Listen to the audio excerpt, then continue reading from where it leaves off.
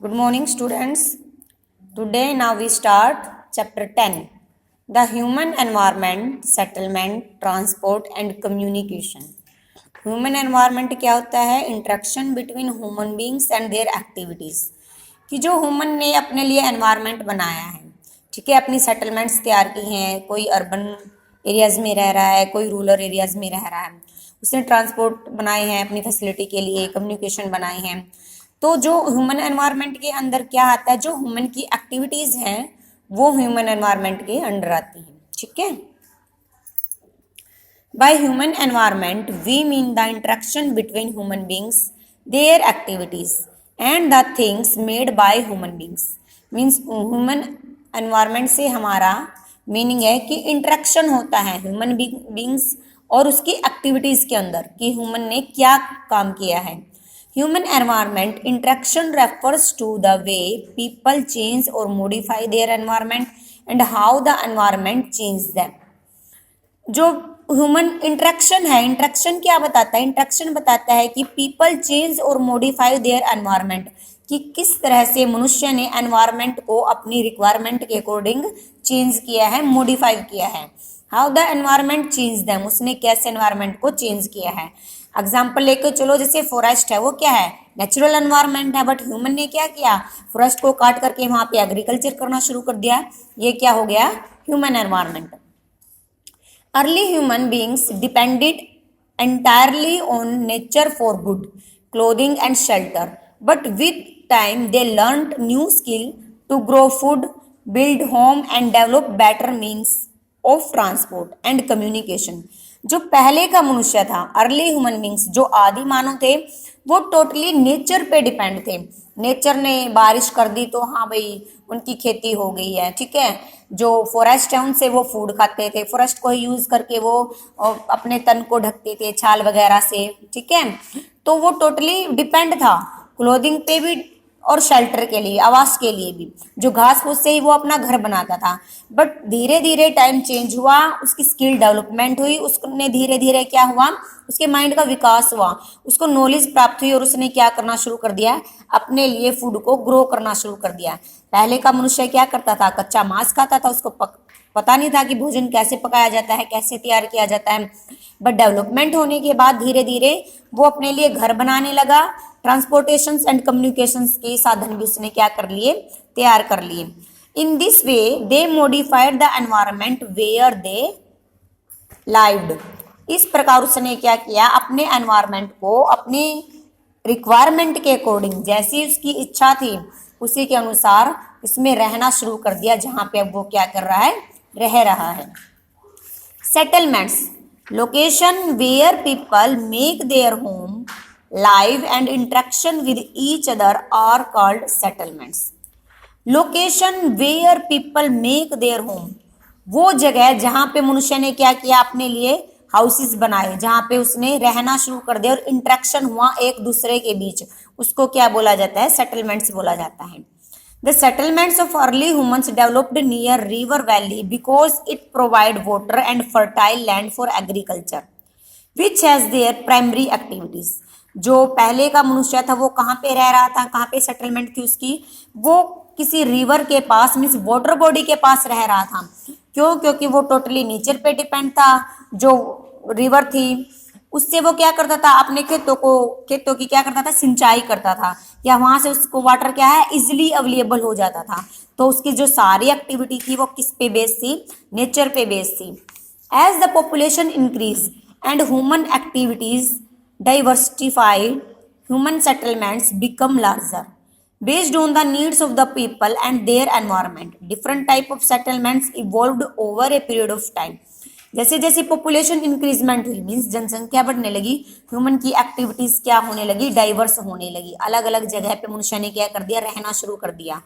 Human settlements become large based on the needs of the people and their environment. उसने अपने लिए एक नया एनवायरनमेंट तैयार किया, मीन्स जो पहले रिवर के पास रह रहा था अब उसने क्या करना शुरू कर दिया, उसको जैसे उसकी स्किल डेवलपमेंट हुई, उसने ट्यूबवेल वगैरह लगाने शुरू कर दिए। अब वो क्या हो गया, उसका विस्तार हो गया रहने की जगह का।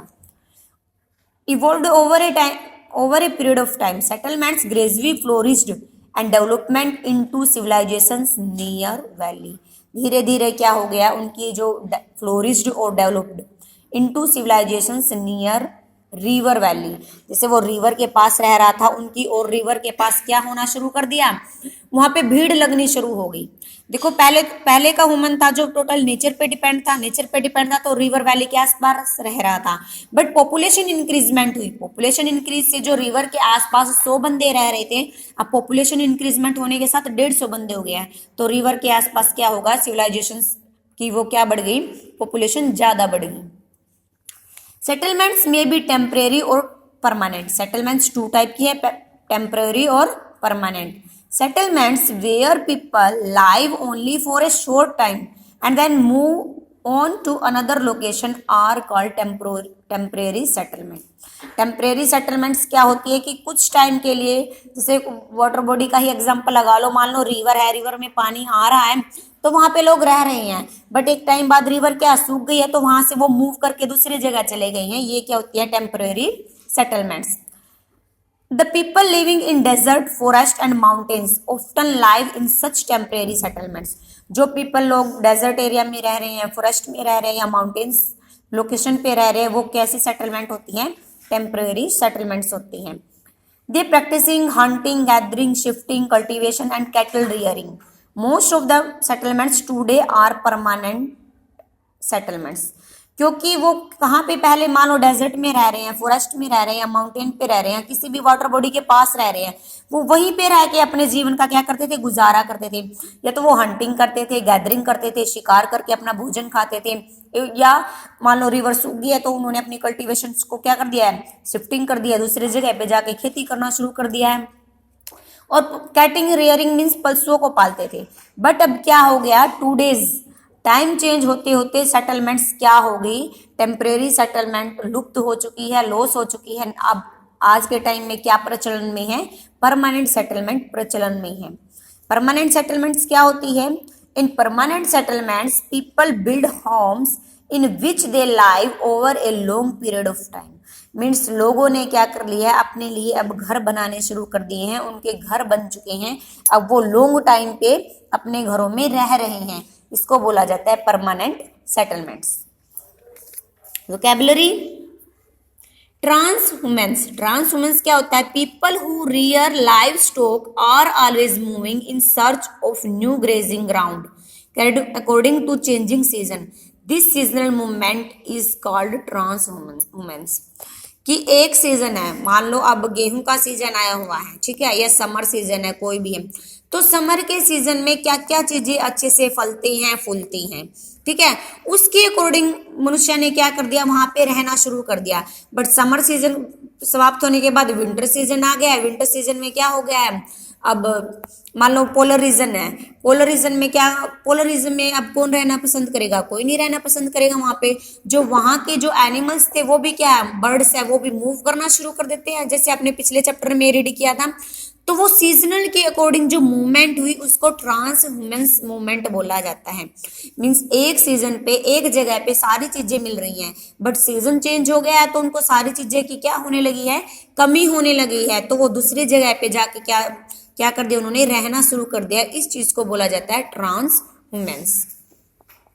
सेटलमेंट में बी सर्कुलर, रेडियल और लिनियर। सेटलमेंट्स, सर्कुलर सेटलमेंट क्या होती है, in circular settlement houses are build around a water body such as lake giving the settlements a circular shape. Circular shape में क्या होता है, कोई लेक होती है, ठीक है, सेंटर में कोई लेक होती है और सारी जो पॉपुलेशन है वो उसके आसपास रहती है, ताकि सभी को क्या है, वाटर इजिली अवेलेबल हो सके। क्योंकि हमारी जो बेसिक रिक्वायरमेंट है, बेसिक हमारी जो नीड्स होती है वो वाटर से क्या हो जाती है, फुलफिल हो जाती है ऑलमोस्ट, ठीक है। तो सर्कुलर सेटलमेंट ये होती है, जो वाटर बॉडीज होती है उसके चारों ओर हमने क्या कर लिए हैं, अपने हाउसेस बना लिए हैं, ताकि सभी के पास क्या पहुंच सके, वाटर इजिली अवेलेबल हो सके। इसको बोला जाता है सर्कुलर शेप, सर्कुलर सेटलमेंट, जो पिक्चर में क्लियर दिखाई गई है। नेक्स्ट है radial settlements. Radial settlements are those which have a star like shape, street developing in every direction around a common point. Radial settlements क्या होते हैं, एक स्टार की शेप में होती है।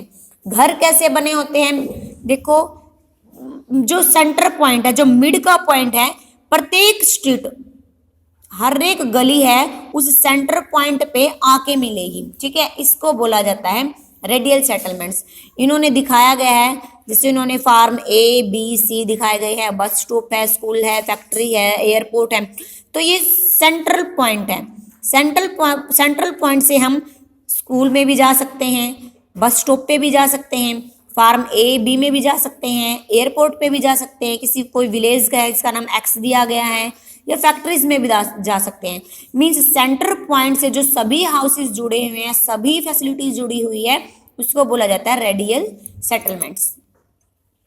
नेक्स्ट है linear settlements. A settlement where the houses are built in a line generally along a straight transport route such as road, river, canal is called a linear settlement.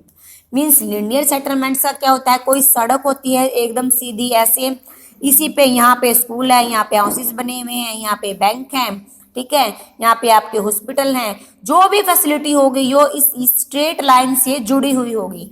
जैसे इन्होंने example में दिखाया गया है, ये स्ट्रेट लाइन, ये straight road दिया गया है, और यहाँ पे क्या है, हमारे हाउसेज हैं, बस स्टॉप है, बैंक वगैरह हैं, कोई भी कमर्शियल एक्टिविटीज है, इंडस्ट्रियल एरिया है, एग्रीकल्चर है, वो सभी इस एक स्ट्रेट लाइन से जुड़े हुए हैं, इसको बोला जाता है linear settlements. Type of settlements. Settlements can B broadly classified into two types, rural and urban. कि सेटलमेंट्स किस तरह की होती है, रूरल एरिया में जो पीपल रह रहे हैं और अर्बन एरिया में पीपल किस तरह रह रहे हैं। फर्स्ट है rural settlements. Rural settlements refers two settlements in village. जो रूरल सेटलमेंट्स है वो किसको रेफर करती है, किसकी सेटलमेंट्स को दिखाती है, विलेज के सेटलमेंट्स को दिखाती हैं। In rural areas people are generally engaged in primary occupation such as agriculture, fishing, animal rearing and mining और फॉरेस्ट्री। जो रूरल एरिया में लोग हैं वो क्या काम करते हैं, मेन ऑक्यूपेशंस क्या है उनका, खेती करना है, मछली पालन है, पशुओं का पालन करना है, माइनिंग करते हैं या फॉरेस्ट्री करते हैं। Such areas have a smaller population and density of population is low. जो गांव है, गांव में क्या होती है, पॉपुलेशन कम होती है। Rural areas generally have limited needs and limited facilities for health care, education, markets, transport and communication etcetera.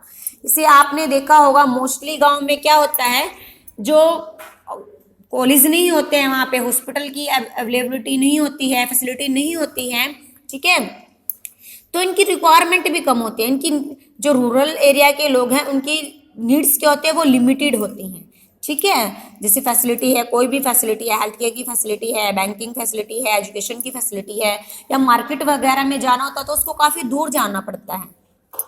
Rural settlements are generally made according to the climate and environmental conditions of the area and use locally available material. जो rural settlements के जो घर होते हैं उसकी बात की गई है, इन्होंने अपने घर कैसे बनाए हैं, वहाँ के एनवायरनमेंट के अकॉर्डिंग, वहाँ के क्लाइमेट के अकॉर्डिंग अपने घरों की उन्होंने क्या दी है, शेप दी है, और जो भी लोकल मटेरियल अवेलेबल हो जाता है, घास फूस से भी घर बनाए उन्होंने, कच्चे हाउसेस भी बनाए हैं, ठीक है। Village in India, people usually have कच्चा house made of mud, bamboo, would and straw. कि जो घर बनाए हैं कच्चे घर, वो उनको जो इजिली अवेलेबल हो जाता है, जो आस पास से, जैसे मड मिट्टी से बनाए हैं, स्ट्रॉ ये होती है आपकी पुआल होती है, बम्बू से, वुड से ही उन्होंने अपने घर को बना लिया है। इन हिली एरियाज, जो पहाड़ी एरियाज है, houses are made of wood which is easily available.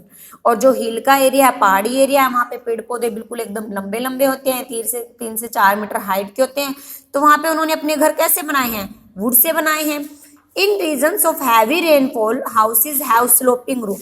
अगर ऐसा सीजन है कि वहाँ उस एरिया में बारिश ज्यादा हो रही है, तो उन्होंने बारिश के अकॉर्डिंग अपने घर की शेप दे दी है, जो रूफ है वो स्लोप कर दी है, मीन्स उसका ढलान नीचे की तरफ कर दिया है, ताकि एक साइड से पानी क्या होता चला जाए, नीचे गिरता चला जाए, पानी ऊपर जमने ना पाए। In very rainy place houses are made of raised platform और स्टिल्ट्स। और जो रेनी प्लेसेस है उसमें हाउसेस को क्या बना दिया है, एकदम रेस्ड बना दिया है, मीन्स ऊपर उठा हुआ बना दिया है और प्लेटफॉर्म और स्टिल्ट्स बना दिया गया है। ठीक है। Rural settlements can B compact और scattered. In a compact settlements, houses are built close to each other. Compact settlements और scattered settlements क्या होती है? Compact settlements वो होती है जहाँ पे हाउसेस क्या होते हैं, एकदम आस पास होते हैं। जैसे ये हाउसेस है, ब्लैक मार्क दिए गए हैं, हाउसेस एकदम आस पास है, झुंड सा बना हुआ है। यहाँ पे इस पिक्चर में भी देखो हाउसेस को एकदम क्लोज टू क्लोज बनाया गया है, जैसे कोई झुंड सा लग रहा है। ठीक है। Built close to each other. In such village, all the dwellings are concentrated in one central point, such as around a market. The villagers live together and enjoy the beneficial of community life. This type of settlement is known as nucleated settlements. इस type की settlement को nucleated settlements भी बोला जाता है। सभी एक central point से क्या है, कंसंट्रेट है, मार्केट भी वहीं के आसपास है, लोग भी वहां पे रह रहे हैं, अगर किसी फंक्शंस को वो सेलिब्रेट करते हैं सभी मिलके एंजॉय करते हैं उसको। ठीक है। इसको बोला जाता है कॉम्पैक्ट सेटलमेंट्स, जहां पे एक साथ बहुत सारे क्लोज टू क्लोज घर बना के रह रहे हैं।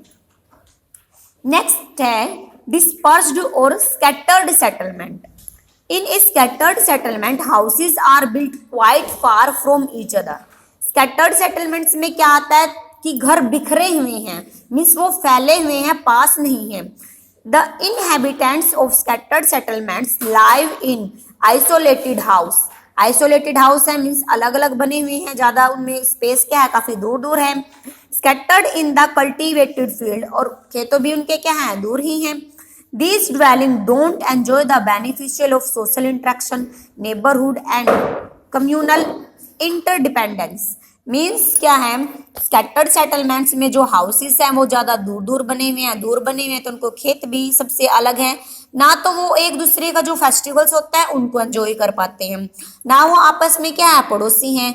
और कम्युनल इंटरडिपेंडेंस मीन्स उनको नहीं पता होता है कि एक घर से दूसरे घर में हो क्या रहा है। ठीक है। इसको बोला जाता है डिस्पर्स्ड और scattered settlements. Dispersed settlements are mostly found in tribal areas, desert, thick forest or hilly areas are regions of extreme climate. Dispersed settlements वहां पे देखने को मिलती है जहां पे क्या है, ट्राइबल एरिया, जो कबीले के लोग हैं, कबीले के लोग क्या, अब एक कबीले के लोग एक जगह पे रह रहे हैं, दूसरे कबीले के लोग दूसरी जगह पे रह रहे हैं। जो डेजर्ट एरिया है वहां पे भी ऐसा ही होता है। थिक फॉरेस्ट है जहाँ पे बहुत ज्यादा फॉरेस्ट मिलते हैं, वहां पे भी जहां पे उनको लैंड अवेलेबल है रहने के लिए वो वहीं पे रह रहा है, उनको ये मतलब नहीं है कि हाँ हमको पास में मिलके रहना है। इस तरह की सेटलमेंट्स को बोला जाता है डिस्पर्स्ड और स्कैटर्ड सेटलमेंट्स। यहाँ पे एग्जांपल दिखाया गया तीनों तरह की सेटलमेंट्स का। न्यूक्लिएटेड सेटलमेंट्स होती है हमारी कॉम्पैक्ट सेटलमेंट्स, डिस्पर्स्ड सेटलमेंट्स जहाँ पे घर ये क्या है, दूर दूर है, न्यूक्लिएटेड सेटलमेंट्स में घर एकदम पास पास में है, और लीनियर सेटलमेंट्स में क्या होता है, मीन्स एक लाइन होती है, घर और फैसिलिटी सारी इसी से जुड़ी होती है। ठीक है। Next topic is urban settlements. ये थी रूरल सेटलमेंट्स के, रूरल सेटलमेंट्स में लोग कैसे रह रहे हैं। ठीक है। कैसे घर बना रहे हैं, एनवायरमेंट के अकॉर्डिंग घर बना रहे हैं, जिसको जहाँ पे जगह मिल गई है एग्रीकल्चर के लिए वो वहीं रह रहा है।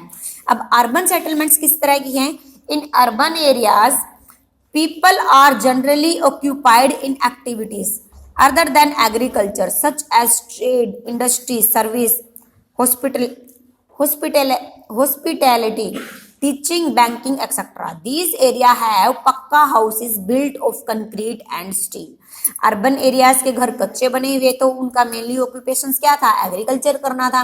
बट अर्बन सेटलमेंट्स में क्या है, उनका ऑक्यूपेशंस ट्रेड करना है, व्यापार करना है, इंडस्ट्री सर्विस है, हॉस्पिटल में काम करते हैं, वो टीचिंग सेंटर में काम करते हैं या बैंकिंग सेंटर में वो काम करते हैं।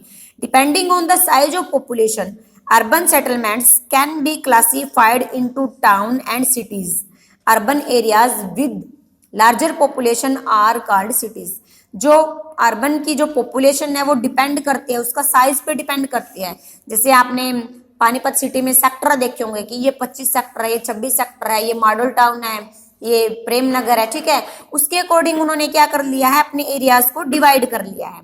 On the basic of the function urban settlements can be classified as follow, कि किस एरिया में किस तरह के लोग रह रहे हैं वो कैसे क्लासिफाइड किया है।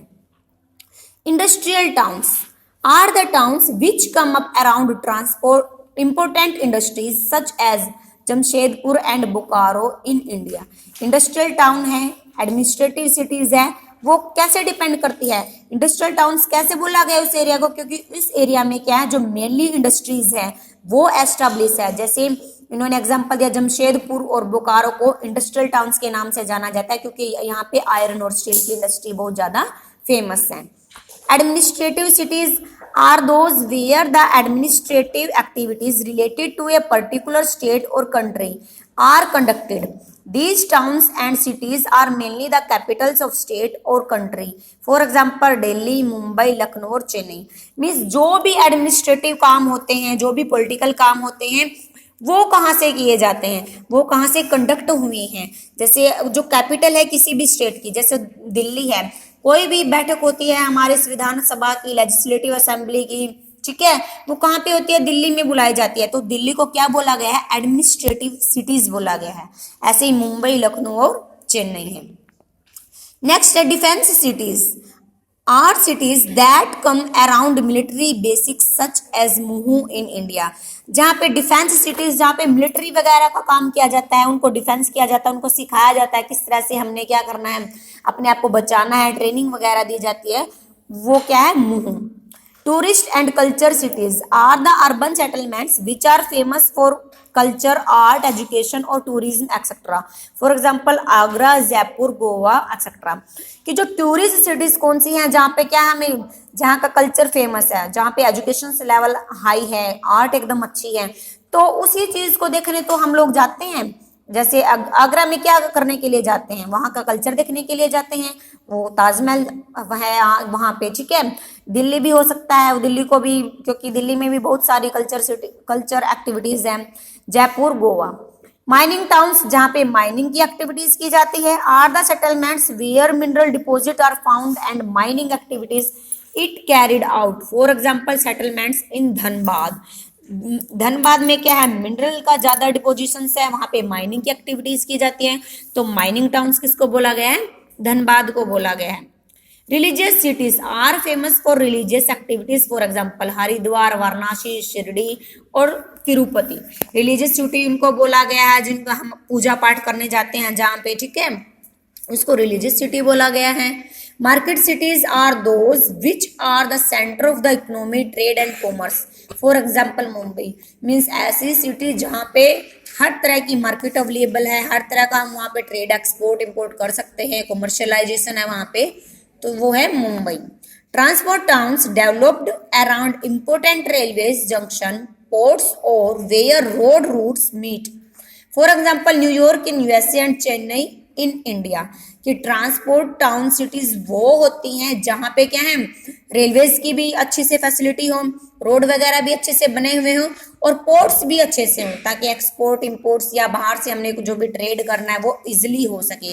इंडिया में कौन सी है, चेन्नई है, और यूएसए में in New York in USA. Okay.